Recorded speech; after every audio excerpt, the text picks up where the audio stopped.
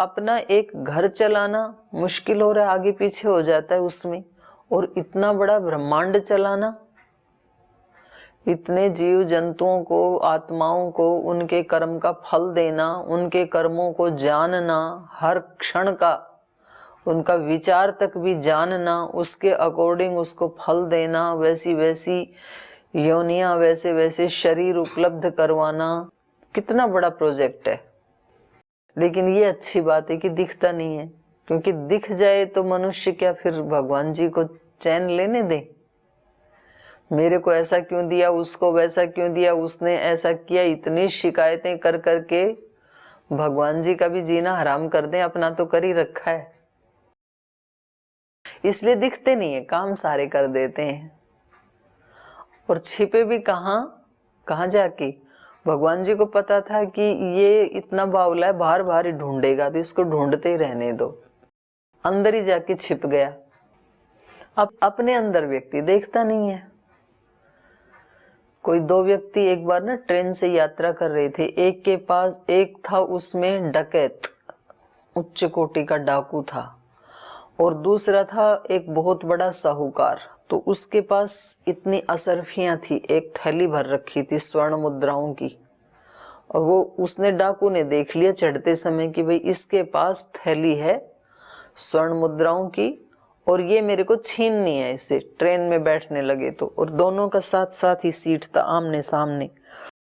तो जो सेठ था उसने भी जान लिया थोड़ी देर के बाद कि भाई ये अच्छा आदमी नहीं है, इसकी दृष्टि ठीक नहीं है और ये गड़बड़ कर सकता है। तो इस व्यक्ति ने, डाकू ने क्या सोचा कि मैं ऐसे करता हूं, दिन में सो जाता हूं अभी, और जब रात होगी और जब ये सोएगा तो मैं इसकी असरफियां चुरा लूंगा। तो उसने, सेठ ने भी सोच लिया कि ठीक है, इसको सोने दो, मैं भी कुछ तो करूंगा। अब वो सो गया आराम से, खर्राटे मार रहा दिन में, और जैसे ही रात हुई तो वो उठ गया, वॉशरूम आदि गया। तो जब ये सो रहा था दिन में, तो इसने, सेठ ने अपनी असरफियां निकाली अपने सूटकेस से और इसकी जेब में डाल दी सोते हुए। और जब रात हुई तो सेठ आराम से खर्राटे भर रहा। इसने उसका सूटकेस देखा, उसकी जेब देखी, तकिए के नीचे, चद्दर के नीचे, सब जगह ढूंढ लिया, असरफी कहीं मिली ही नहीं। ये परेशान हो गया बेचारा, रात को कई कई बार जगा और वो आराम से सो रहा। अब सारी रात जगा तो सुबह इसकी आंख लग गई 6-7 बजे सी। अब सेठ उठा और उसने अपनी असरफियां निकाली, अपनी पॉकेट में रख ली। 3 दिन की यात्रा थी। अगले दिन फिर इसने यही सोचा कि चलो आज तो इसने कहीं ना कहीं छिपा दी, आज रात को जरूर ले लूंगा। सेठ ने फिर वही काम किया, दिन भर अपने पास रखी, रात को उसकी जेब में रख दी वो असरफियां। अगले दिन स्टेशन आ गया तो उस डाकू ने कहा, भाई साहब मैं आपको प्रणाम करता हूं, मैंने बड़े बड़े लोगों को नहीं छोड़ा, आप बस मेरे को केवल इतना बता दो कि वो असरफियां आपने छिपाई कहाँ, क्योंकि मेरे से तो कुछ छिप नहीं सकता है। तो उस सेठ ने कहा, रे मूर्ख, अगर तू थोड़ी अपनी तरफ दृष्टि कर लेता तो मैंने तो सारी असरफियां तुझे ही दी थी, तेरी ही थी वो, पर तू इतना बेवकूफ निकला कि तू मेरे को टटोलता रहा, अपने को नहीं टटोला तूने। तो ये उस डकैत वाली, मूर्खता वाली बात हम सब के साथ जुड़ी हुई है। बाहर बाहर देखते हैं और वो छिपा हुआ है अंदर ही। तो इसलिए दूसरों से शिकायत नहीं करना, उसके अनुशासन में रहना, फिर वो अपने आप ही हमारे सामने प्रकट हो जाता है। यस्य छाया अमृतम यस्य मृत्युः, उसके आश्रय में रहना, उसकी छत्र छाया में रहना, उसके अनुशासन में रहना ही अमृत है। यस्य छाया अमृतम। अमृत का अर्थ क्या है? शाश्वत सुख, जो कभी मरता नहीं है, अमृत। यस्य छाया अमृतम, सदा उसके अनुशासन में रह रहे हैं तो फिर मौत नहीं आती है, फिर शरीर बदला जाता है अपनी इच्छा से, फिर कभी दुख नहीं आता है। मौत का मतलब है दुख। तो कदम कदम पे तो हम दुखी होते हैं, तो कदम कदम पे तो मौत हमें पकड़ती ही है, हम उसी के पंजों में रहते हैं। यस्य मृत्यु, उससे दूर हटते ही दुख है।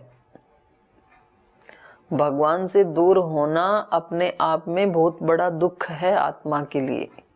लेकिन कभी कभी व्यक्ति जब केवल शरीर के धरातल पे जीता है और केवल अपने आप को शरीर मानता है और दूसरे शरीरों को अपना मानता है, और जब एक किसी छोटे से अंतराल में कोई कष्ट नहीं आता है, तब व्यक्ति कहता है मुझे कोई दुख नहीं है। ये ठीक है, सांसारिक दृष्टि से कोई दुख नहीं होता है कभी कभी, लेकिन जब तक भगवान से दूर हैं ये अपने आप में ही एक दुख है।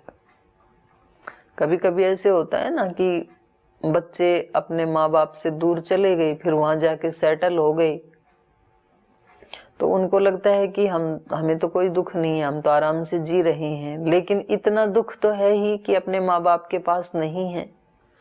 उन बच्चों को देखो जो सदा अपने माता पिता की छत्र छाया में रहते हैं, वो उनके खाने पीने का, उनके रहने सहने का कितना ख्याल रखते हैं माता पिता।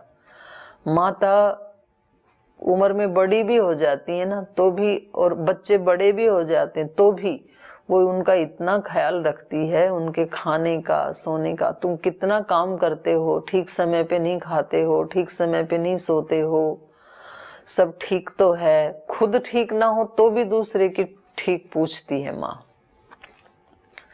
तो हम जिस शाश्वत सुख के अधिकारी हैं, और वो शाश्वत सुख भगवान की शरणागति में रहने से ही मिलता है, तो जब हम उसकी शरणागति में नहीं रहते हैं, जब हम संसार के साथ मशगूल हो जाते हैं, तो कम से कम उस समय उसके शाश्वत सुख से दूर हो गई, ये दुख तो रहता ही है।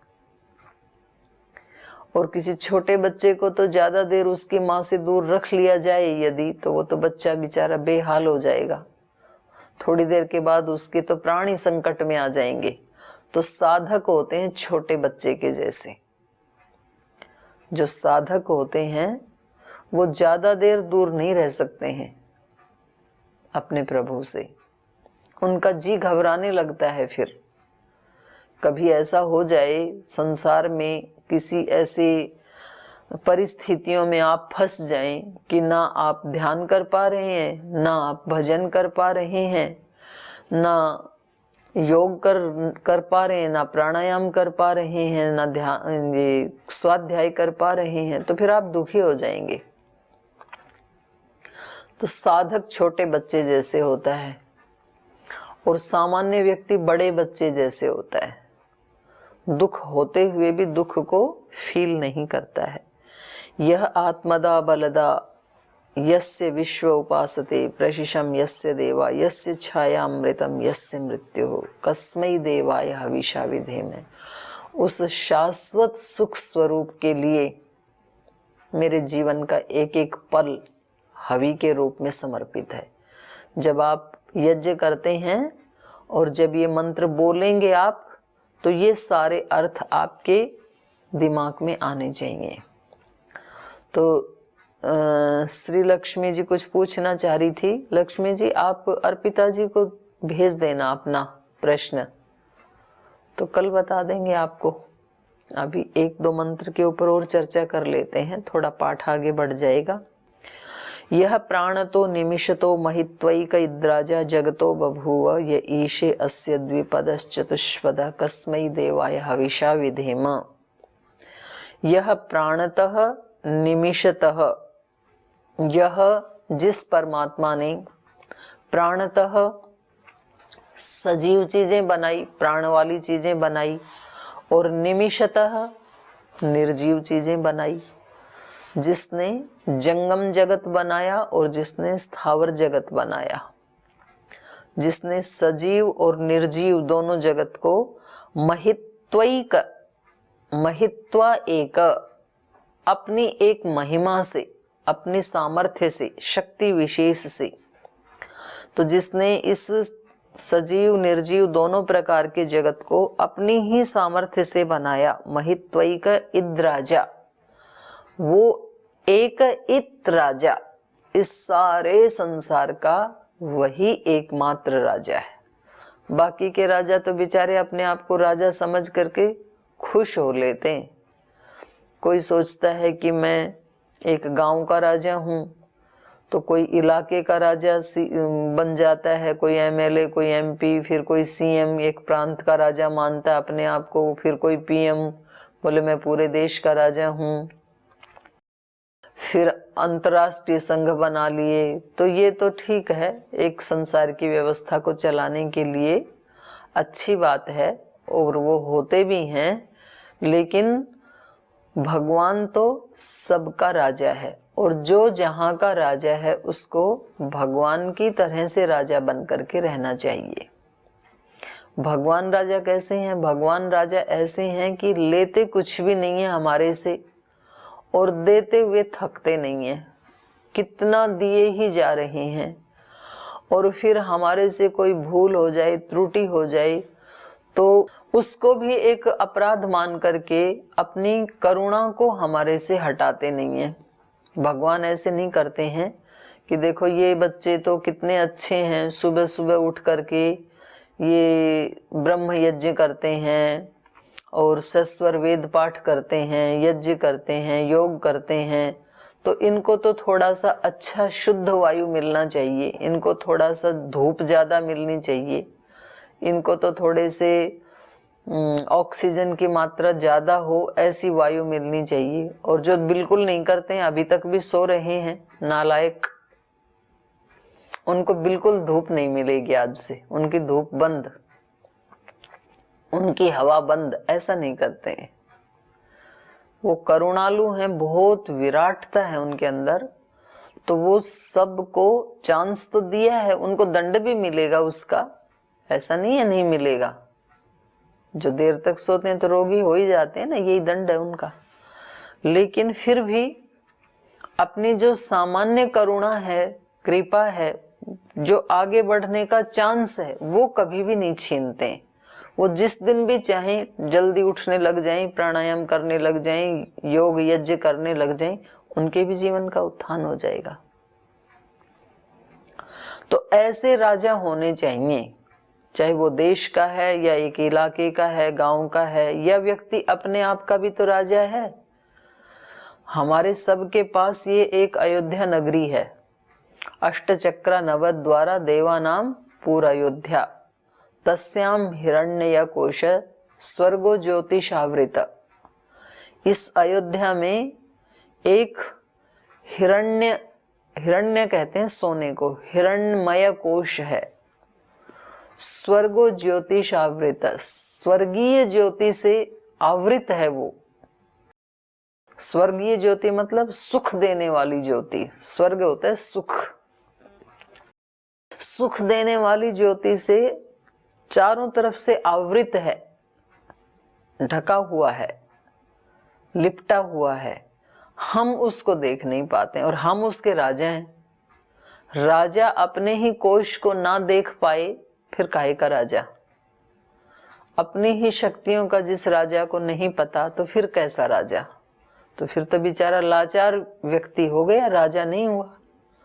तो हम सब ऐसे ही हैं तो राजा, लेकिन हैं क्या? लाचार। जो हमारे सेवक थे वो राजा बन के बैठे हुए हैं इस नगरी में, और जो राजा था वो सेवक बन के बैठा हुआ है। सेवक तो इंद्रियां थी, मन भी सेवा के लिए दिया था भगवान ने, इंद्रियां भी इस राजा की आत्मा की सेवा के लिए दिए थे कि भाई आप जब चाहो इन आँखों से, इन कान से, इन हाथ पैरों से जैसी सेवा करवाना चाहो अपनी आत्मा की वैसी करवा लेना। जैसे आप चाहोगे वैसे ये इंद्रियां करेंगी, ये आपकी सेवक हैं। भगवान ने हमें राजकुमार की तरह इस संसार में भेजा है कि तुम मेरे बेटे हो, मेरी बेटी हो, और मैंने बहुत सुंदर सा इस ब्रह्मांड में एक पृथ्वी लोक बनाया है। उसमें बहुत सुंदर सुंदर सूर्य चांद बनाए हैं रोशनी के लिए, उसमें बहुत अच्छी सी वायु देवता को भी भेज दिया है, उसमें तुम्हारे पूजा करने के लिए और खाने पीने को पकाने के लिए अग्नि देवता को भी भेज दिया है, स्नान आदि करने के लिए जल देवता को भेज दिया है। अब तुम जाओ उस बगीचे में, वो डिवाइन बगीचा है, ये पृथ्वीलोक उस भगवान का डिवाइन बगीचा है। और हम सबको घूमने के लिए भेज दिया कि कुछ वर्षों के लिए जाओ तुम वहां पर, सैर करके आओ, अच्छी अच्छी चीजें देख के आओ, और फिर वहां पर भी तुम्हारी सेवा करने के लिए ये 11 लोग तुम्हारे साथ रहेंगे। 5 ज्ञानेंद्रियां, 5 कर्मेंद्रियां और 11वां मन। और उस मन का भी वो मल्टी कार्य करने वाला है। तो बुद्धि, चित्त, अहंकार 4 पार्ट हैं उसके भी, 4 in 1। तो ये 15 के 15 लोग मिलकर के, और ये पूरा शरीर का एक एक सेल मिलके तुम्हारी सेवा के लिए हमेशा तैयार रहेगा। तुम जो इनसे करवाना चाहो करवा लेना। तो थे तो ऐसे राजकुमार, और इधर आकर बन गए पूरे लाचार। अब मन जिधर ले जाता है, कभी मन उधर खींच के ले जाता है, कभी इधर खींच के ले जाता है, कभी बुद्धि उधर ले जाती है, कभी आंखें उधर ले जाती हैं। मतलब 10 इंद्रियां 10 साइड में खींच रही हैं। अब एक व्यक्ति को 10 जने 10 साइड में खींचे तो उस बेचारी की क्या हालत होगी। वो बेचारे हम हो रखे हैं, कोई इधर खींच रहा, और केवल अपनी अपनी इंद्रियां नहीं खींच रही, पड़ोस वाले भी खींच रहे हैं, इधर रिश्तेदार भी खींच रहे हैं। तो सब हमारे को खींचातानी करने में लगे हैं, और हम थे मालिक और हो गए सेवक। भूल ही गए किस राजा के बेटे थे। लगता है कहीं जेल खाने में आकर के बंद हो गए, और आए तो थे यात्रा भ्रमण करने, थोड़े दिन के लिए आए थे, फिर अपने पिता के पास जाएंगे। तो यहाँ पर कहा, यह प्राणतो निमिषतो महित्वैक इद्राजा जगतो बभुआ। उस परमात्मा ने ही ये सारा जगत बनाया और हम सब के लिए बनाया। कौन सा जगत? सजीव, निर्जीव।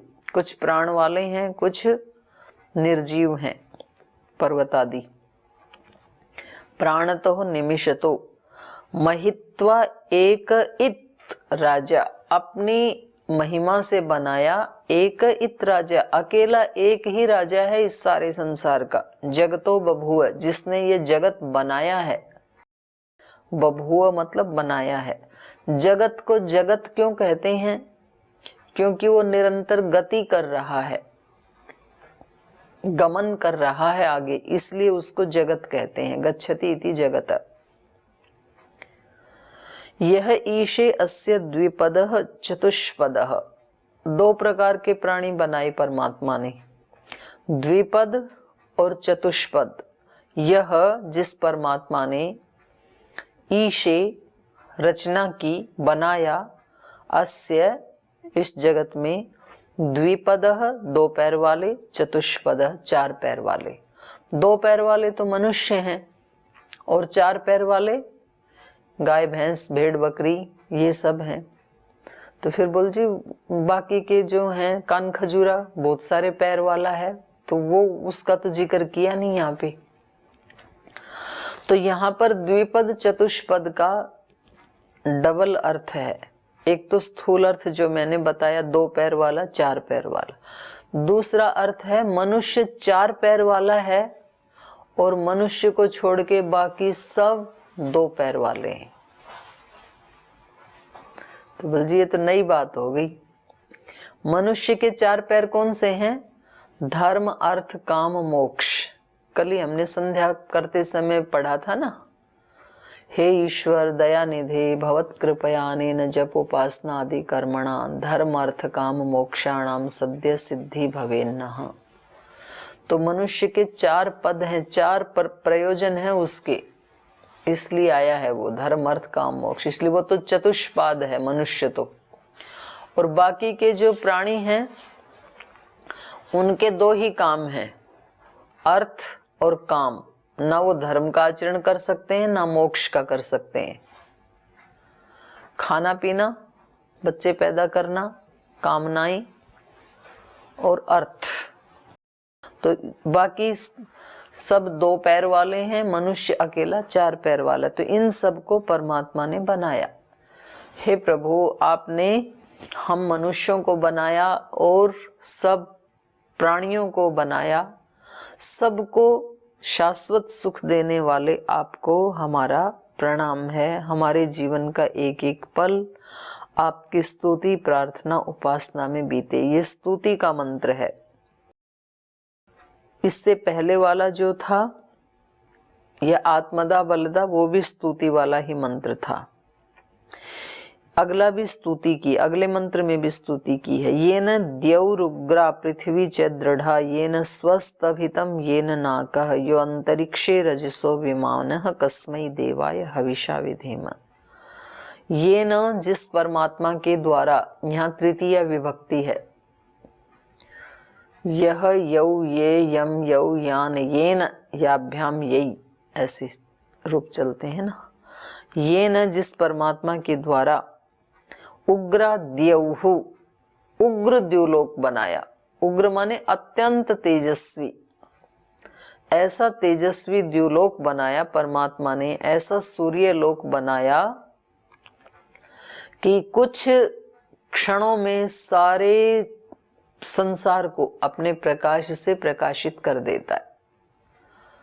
और बिजली में जैसा दिखाई देता है ऐसा ही सूर्य के प्रकाश में थोड़े दिखाई देता है। सूर्य के प्रकाश में तो चीजें बिल्कुल ठीक दिखाई देती हैं, जो जैसी हैं वैसी दिखाई देती हैं।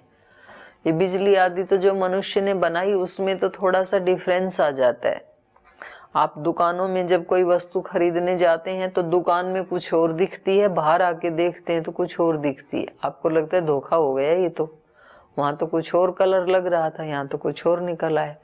लेकिन प्रकाश में, सूर्य के प्रकाश में कोई धोखा नहीं होता है, जैसा है वैसा ही दिखता है। तो ऐसा द्युलोक, उग्र द्युलोक, और जिसमें गैस भरने की जरूरत नहीं है, आपको बिल भरने की भी जरूरत नहीं है, तेल डालने की भी जरूरत नहीं है।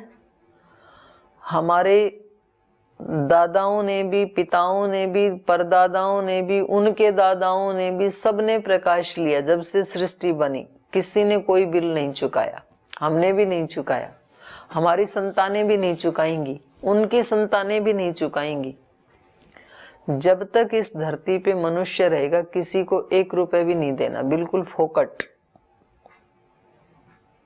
फ्री। और फिर भी राजी नहीं है आदमी, इतना लेकर के भी शिकायत। तो जिसने उग्र द्युलोक को बनाया हमारे लिए, सूर्य को बनाया। ये न पृथ्वी, धरती माता ने कितना जल पिलाया है हमें आज तक, कितना अन्न खिलाया है। धरती माता को हमने 1 रुपया भी नहीं दिया।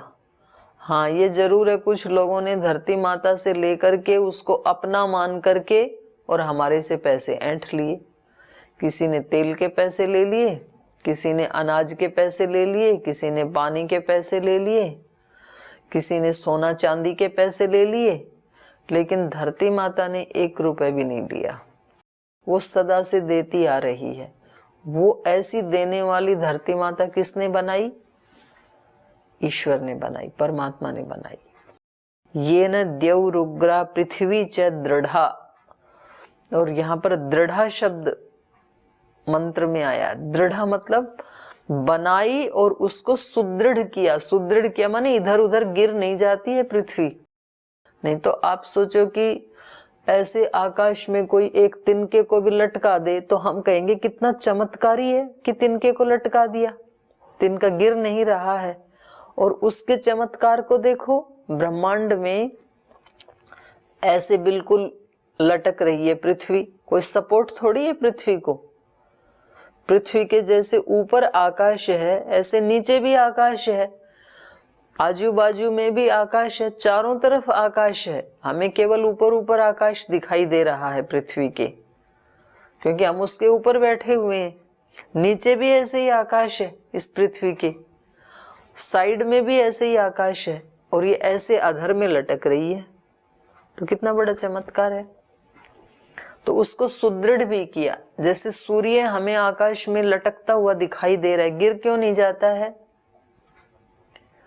जैसे चंद्रमा दिखाई दे रहा है, जैसे ये छोटे छोटे तारे दिखाई दे रहे हैं, तो ये सभी लोक लोकांतर ही तो हैं।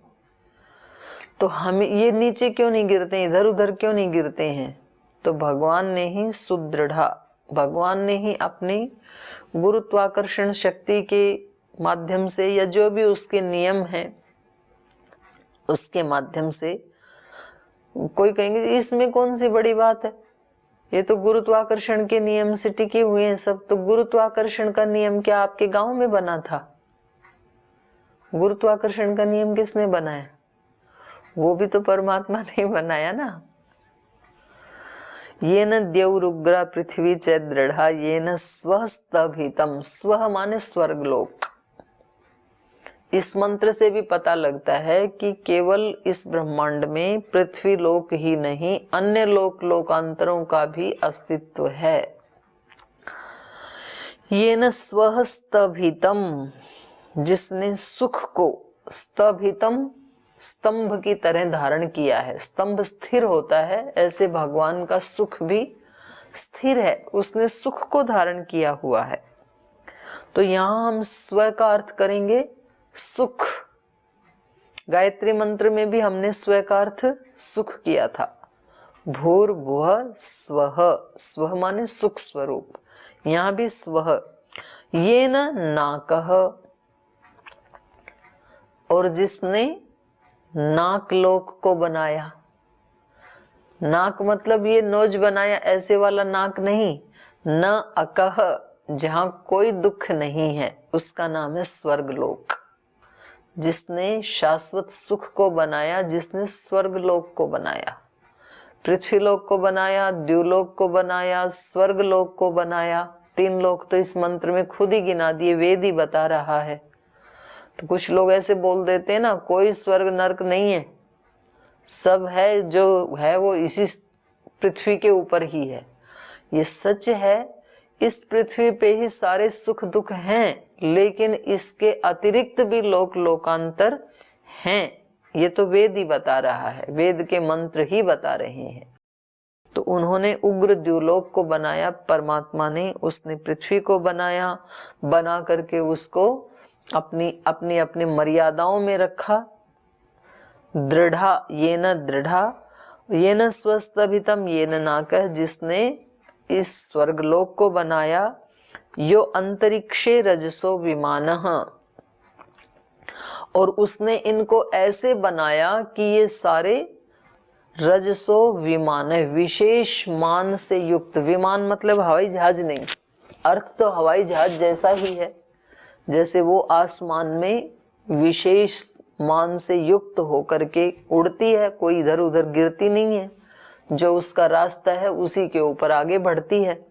ऐसे ही ये सारे लोक लोकांतर भी इधर उधर गिरते नहीं है, अपनी मर्यादा में रहते हुए रजस दीप्त हो रहे हैं, विराजमान हो रहे हैं। यो अंतरिक्षे रजसो विमान कस्मै देवाय हविषा विधेम।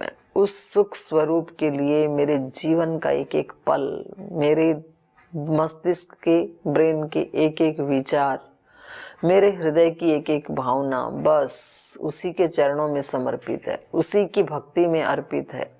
मेरा सर्वस्व उसी के लिए है। मेरे पास जो कुछ है वो सर्वस्व उसी का दिया हुआ है, और जो उसने दिया है वो सर्वस्व उसी की पूजा में, उसी की स्तुति, उसी की प्रार्थना में पुनः समर्पित है। बस वो मेरी उस स्तुति को स्वीकार कर लें और मुझे एक क्षण के लिए भी अपने से अलग ना रखें, अपने चरण शरण में सदा हमें रखें। ऐसी साधक प्रार्थना कर रहा है। 5 मंत्रों का अर्थ आज संपन्न हुआ, बाकी 3 मंत्र बचे, उन पे कल विचार करेंगे। आज समय हो गया, आज यहीं आपसे विदा लेते हैं।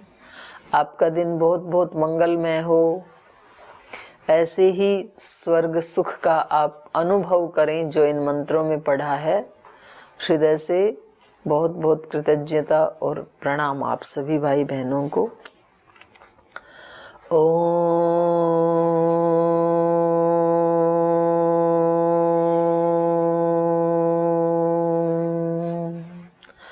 शांति शांति शांति। श्री गुरुभ्यो नमः। परमात्मने नमः। सर्वेभ्यो नमः।